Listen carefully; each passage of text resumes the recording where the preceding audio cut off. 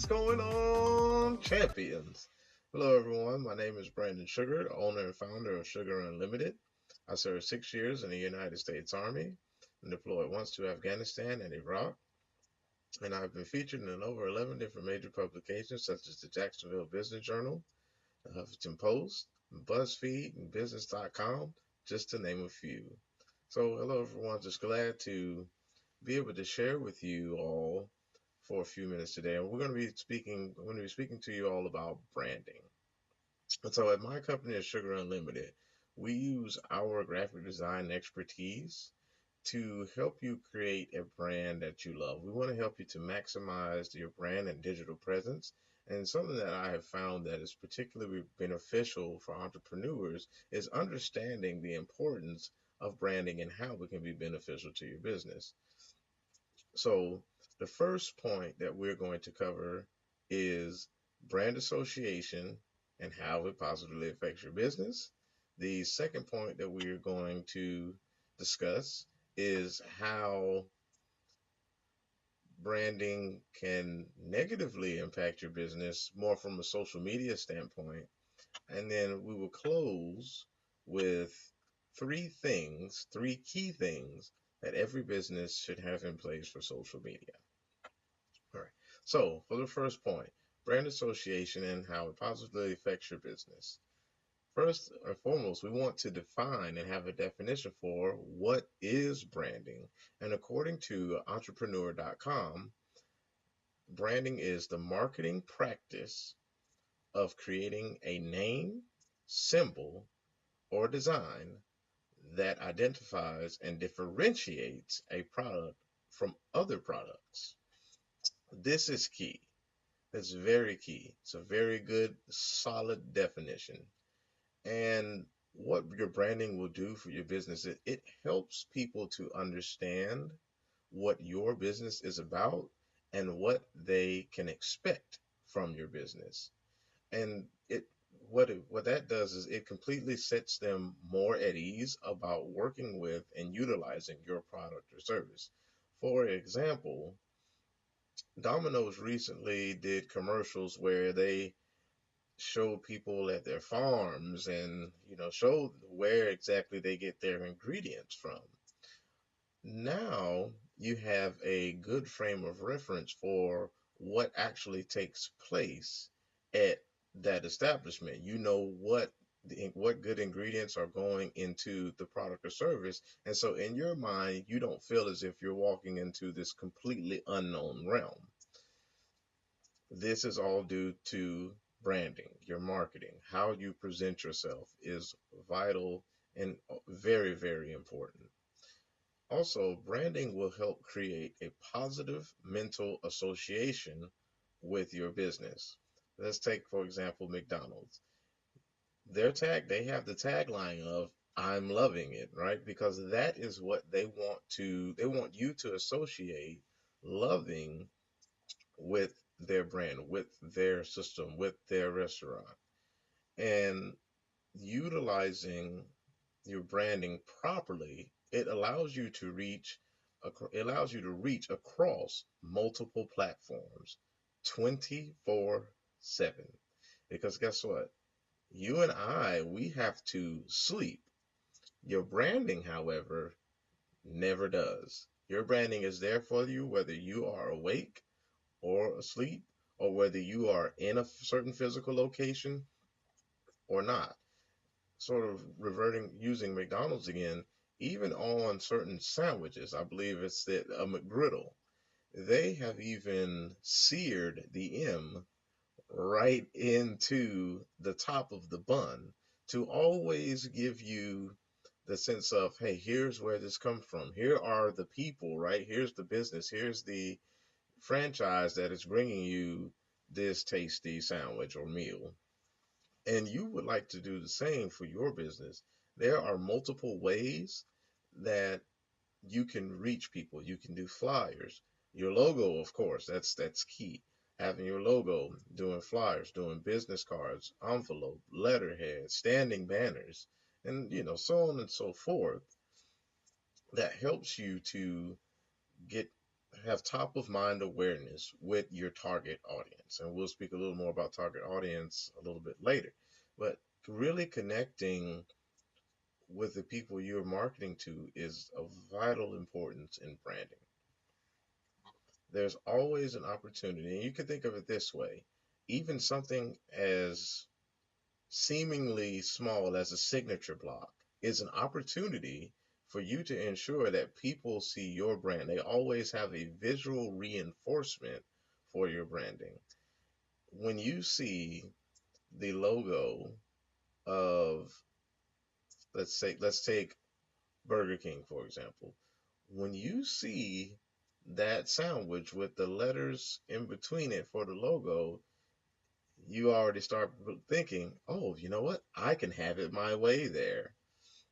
The same is true for your business. And by using branding properly, people will already know what they can expect and they know what to look for your business.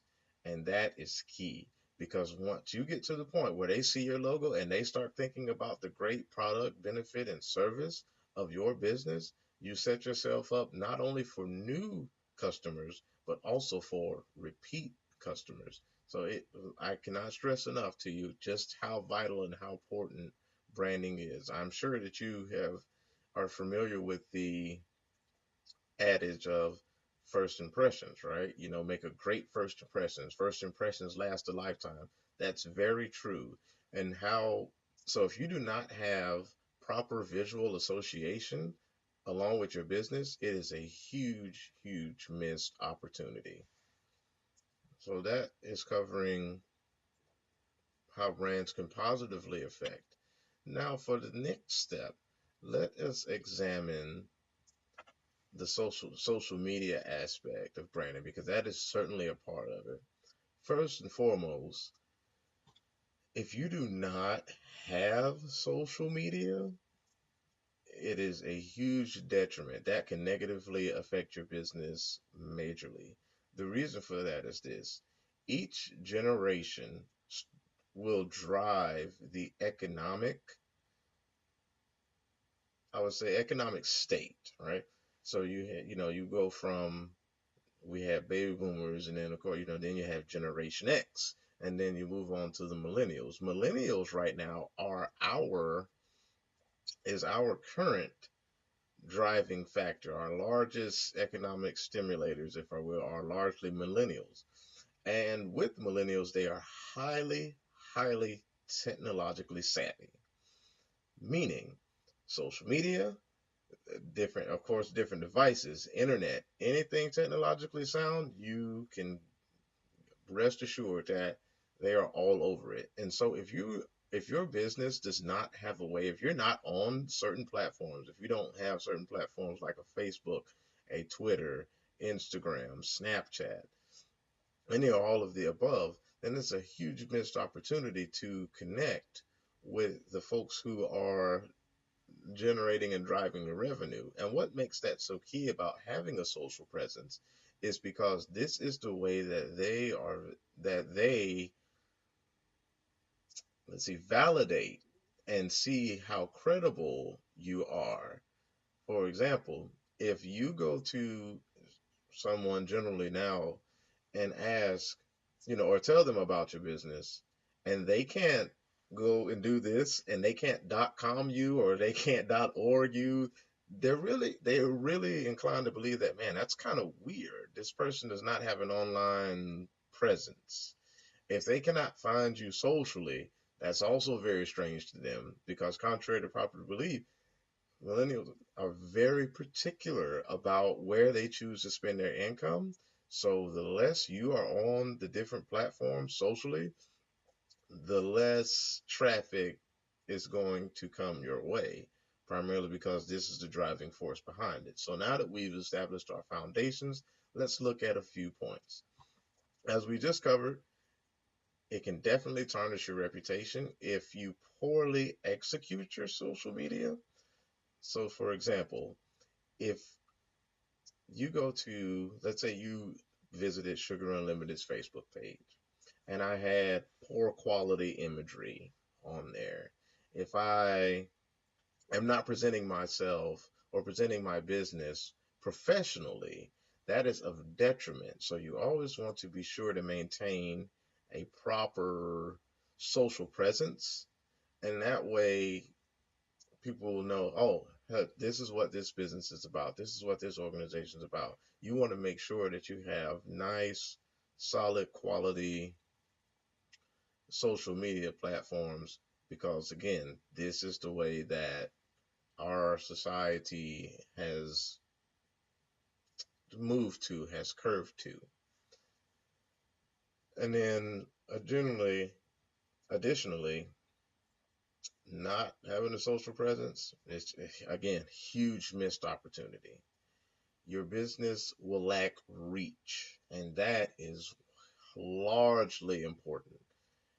Many times when you see people having a large following, then that tends to raise eyebrows. That tends to bring a lot more attention to what you're doing if you're out there socially. And when you as you start gaining traction and you grow your social presence, it gets that much better because more people are familiar with you and more people are familiar with your story and where your business has developed from. And we'll cover that shortly here in the next segment.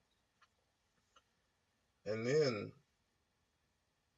if you are not out there socially, another way that it negatively impacts you is because you're not connecting with your target audience. You are not connecting with the very folks who you would like to benefit with your product and or service. And that is quite obviously not the direction you would like for your business to head. So I highly encourage you to make sure that you're out there socially so you can continue to engage. And then lastly, last point about this, we'll close with this. For this section, people do not know your story. It is so widely lost on many of us now to share our stories. And at the end of the day, you or whoever the potential client or customer encounters from your business is what they will believe in, is what they will go to you for, is because of the quality of the story and people that are in your organization just as much and more, probably even more so than the business itself. I'll give you this example. Once you get a great barber, for myself, once I find a great barber or you find that great hairdresser or stylist, you tend to stick with that person. Now, of course, whatever the business name is fine, and that's wonderful, and I'm sure it's a great establishment and a great atmosphere. However, so I'll just give you my example. So my barber, I have a barber that's down at the Wells Fargo building here, as I'm in Jacksonville, located in Jacksonville in downtown Jacks. I go in there just as much to see the barber as I do just because of the shop is closely located. And even if that barber was to move, I would drive across town to go see that barber because there's a relationship. I know that story. I know about his children. I know that he has a son in the Air Force. I know that he has a daughter that has a degree in graphic design. And those are the stories that I cannot fabricate if he was not sharing his story properly. But however, he is able to share his story and he is out there socially, which allows me to connect better with what he is doing. And so that is where we shall leave that and we will pick it up. Now we will transition over to the three key things that every business should have in place for social media. The first of which is your business should absolutely have a like/fan page. Now, there is a secondary page that you should have as well, but we will get to that here in just a moment. Having a like or fan page, this is where your target audience goes to stay updated on your business. Now, what do we say? What are we speaking of when we're talking about a target audience? Your target audience is the ideal customer/client that you are looking for. So, for example, Sugar Unlimited, our goal is to we target established business owners. Now, that's not to say that we would not take a client that is not established business owner. We most certainly would. However, our goal is to target those who are established business owners. And for us, there's a few reasons. One, why? I know they're serious, right? If I walk into an established business owner, they have their business license, they have their business plans, they have their product or service squared away. I know that they're serious about making sure that their business is taken care of. Because from a branding perspective, when your stuff looks bad, this is very key. When your stuff looks bad, you look bad. It is as simple as that. If I go to a business and they do not have a website, that looks bad. If I go to a business, they don't have a business card, that looks bad. If I go to a business and there's bad imagery and on their website, or there's bad imagery on their social media, or they don't have a social media, that looks bad, which in turn makes that business look bad. So just remember that when your branding looks bad, you look bad. And that is what we completely want to avoid. And something you should definitely look to avoid. Okay? So back to the fan page. We talked about how it helps you to engage with your target audience. And this is where your business, okay, and I say in quotations, your business. So, for example, we use Facebook is widely well known, and this is certainly a platform that I would highly suggest you are on for sure. Nonetheless, Facebook gives the ability for not Brandon Sugar to respond to a comment, but for Sugar Unlimited as an entity to respond to your comment. What's so great about that? That means that your business, right? There's this disconnect generally that happens where most viewers see here's me here and here's the business that's over here.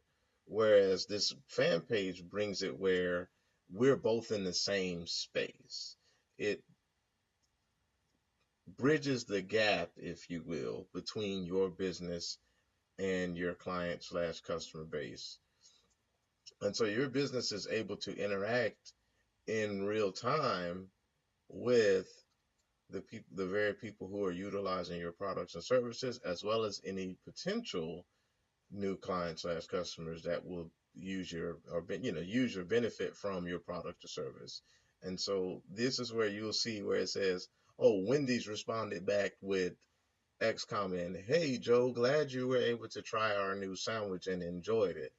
Awesome. So I, as Sugar Limited, am able to connect with people, uplift others, and know what people believe about us and know that we will respond. Okay, that's excellent. Now, also, what's great about having a your like page or your fan page is you can rather inexpensively boost your business. You can boost post, and in turn, it will drive more traffic to your page, thus creating higher revenue opportunities. I believe currently the rate is, I believe for $5 a day, you can boost one of your posts. And what's so powerful about that is that Facebook specifically will monitor when certain posts do better than others, and it will even notify you and it gives you a preview and says, hey, if you were to run this ad, you could reach approximately this number of people. And again, reach is very important, so it is extremely beneficial to utilize that service. And again, it's like I said, it's rather inexpensive to do so, so it makes quite a bit of sense to take advantage of that. Now, the second thing that just how I suggest you that every business should have is having a group page. Now, remember, like page, fan page is different. Speaking of a group page, what is the group page? What is it about? The group reason why you want to set up a group page is this is the opportunity where you, as the business owner, as a person that is as any of your for any of your employees that are a part of the business, personally get to interact with your customers slash client. And also it creates an exclusivity. I'll give you an example. I co-founded and manage a group called Inspirational Punch. Now, Inspirational Punch has its own fan page. This is simply you go on the fan page and you see the post of the members of Inspirational Punch, and you get to see different things that are all the positive things that are going on in that association. And if you just like to be updated and kind of see what's going on, that's the place to do it. However, we also have a group page set up that is for the champions, right? Everybody in Inspirational Punch is a champion. And thus, it allows me to get greater and more direct feedback and really allow for those members to help shape the direction of Inspirational Punch. And we as human beings love to belong to something. Again, like I said, it creates a sense of exclusivity for your business. And when I so most recently I asked and said, "Hey everyone, what do you all think of having an inspirational punch conference call?" And I received numerous and very healthy and great feedback and potential things to watch out for just by asking that question, whereas I would not have gained as much interaction if I had asked that question on the fan page, because that's an entity asking a question versus me as Brandon Sugar asking a question. it helps generate it helps generate and help stimulate that conversation. And so just a small recap. Fan page, group page, it's a here's the business telling you what's going on, more or less. Whereas the group page is a hey everyone, here's what we've been thinking about and working on. What do you all think? And gaining that feedback that way. So you could think of this group page as a two-way street, whereas the like page is more of a one-way street. You will have people comment and everything, but however, it's commenting on something that's already established versus in the group page, this is, hey, here's what we've been thinking about, here's what we're working on, what do you all think? And you really allow your people to help have a hand in your company. And guess what? When people are more engaged in what you do, then they feel at home, they feel a part, they know that they belong, and guess what? They will continue to utilize you more often than not. Huh? The third thing that folks should have is properly sized artwork for your social media platforms.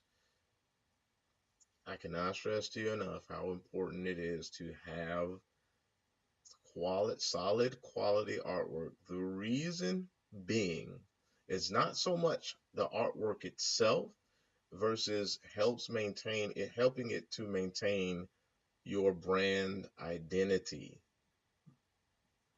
What do we mean by brand identity? Brand identity, that is the look and feel of your specific brand.